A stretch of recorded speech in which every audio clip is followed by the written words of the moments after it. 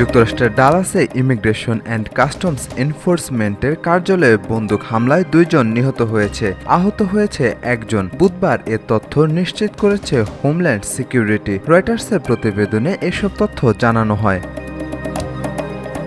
হামলার ঘটনাকে immigration and customs এনফোর্সমেন্টের উপর হামলা বলে মন্তব্য করেছে হোমল্যান্ড সিকিউরিটি। প্রতিবেদন বলছে, পাশের ভবনের ছাদ থেকে আইস কার্যালয়ে লক্ষ্য করে স্নাইপার বন্দুক দিয়ে এ হামলা চালানো হয়। আত্মঘাতী গুলিতে হামলাকারী নিহত হওয়ার কথা জানানো হয়েছে।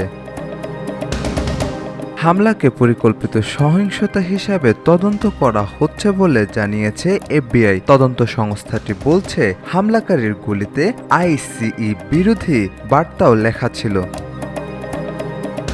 সাজিদ আকরাম, সৌরভ, আজকাল।